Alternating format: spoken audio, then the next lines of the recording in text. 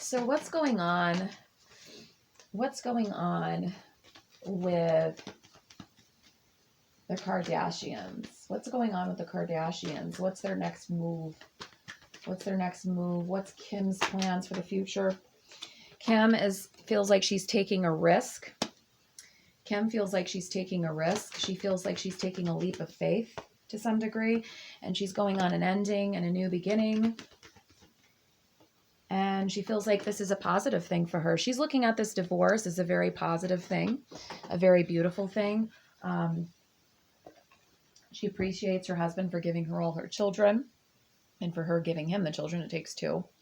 But she's seeing this as a leap of faith, a new opportunity to change, to turn over a new leaf. And she's putting long-held ideas into motion. Ace of Swords. She's putting long-held ideas into motion. She knows the world is watching her. She knows the world is watching her. And she is juggling a lot of priorities right now. She wants to build more brands. She wants to do the lawyer thing. She's got a lot of things on her plate right now. She feels deceived by somebody, maybe Kanye, or deceived by others, but she's like, you know what? I'm going to keep moving forward. And I am focused on my coin above all else, like my mother taught me. So Kim's going to be okay. You know, she is heartbroken that her marriage ended. She really hoped it wouldn't. But she's looking towards her light. She's looking towards the future. And she's not going to allow herself to drown in this. She's going to experience that feeling, process it, get through it, and then she's going to move on. So she's got these feelings surrounding her, this pain, this negativity, this hopelessness. Anybody goes through this after a divorce, no matter how privileged they are, or an annulment or whatever, or a big breakup after a long-term relationship. It's all the same feeling, right? But ultimately, especially when you have kids involved, you know, a childless divorce can be easier than a breakup that involves a kid if you're not even legally married. You know, I can only imagine because I don't have children, right? So when I made my break, it was easy. But I can only imagine, even if somebody isn't married, if they have a kid with somebody, that could be harder. Kids make everything harder. It doesn't matter if you're legally married or not. This is very difficult, heavy energy for her. But ultimately, at her heart, Kim is an optimist, and she's looking towards her light. And she's excited for the next chapter. She's got a lot of opportunities that are being presented to her. She's actually had to turn some down. She's had to choose what to prioritize between two things. And she's releasing the pain. She's releasing the pain of the past. And she's trying to get clear on Queen of Swords. She's a Libra, but that's also like the bad bitch. Get clear on her future and get clear on where she's going. And look forward and not look back. And just keep on keeping on. Happy family. Supporting her family, as above, so below, making more dreams come true. She might start like some kind of clothing line of her own or something. And she's very optimistic towards that. I'm sure she had some kind of involvement with clothing lines before. I don't follow her too much, but she's going to have more of an involvement in her own line exclusively without Kanye's influence. And so she's excited about that.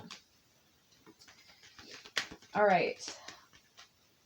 Let's just do a quick reading about Kate Middleton. How does she feel right now? How does she feel right now since Harry and Meghan left? How does she feel? Kate feels very sad and in pain. She feels a little bit trapped in the situation. She feels very sad about King Philip passing away. Her kids were very close with him. And she feels more obliged to have more of a duty towards the Queen now, right? More of a duty towards the Queen. She also feels very frustrated. She feels very frustrated. And she feels very overburdened, like she's got a lot more work to do. But at the same time, she's looking towards the future. She's trying to have an open heart, even though she feels like the tower is crumbling down. She feels a sense of instability right now. But she, like most of these readings I've done today, is heading towards her light. There's an optimistic energy in the air of May for some reason, very optimistic. She's getting really clear on what she wants and who she is. And, you know, she does miss Harry. She feels like the tower crumbled down when Harry left, the hermit. But ultimately, you know, she's like, we can move to calmer waters. We can still go towards our light and our duty and what we have to do. And I am going to seize these new opportunities for us me and William, to prove how capable we are, even without the help of Harry and Meghan, right?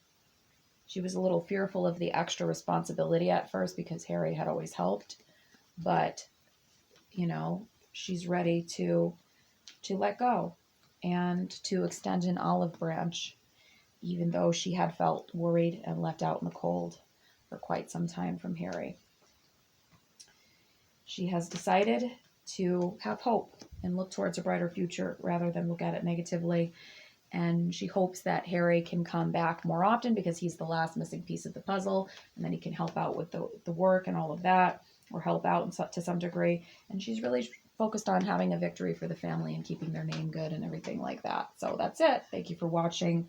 And I will talk to you later. And Diana, as always, is watching and is guiding the situation from beyond. She is in support of both of her sons and the family.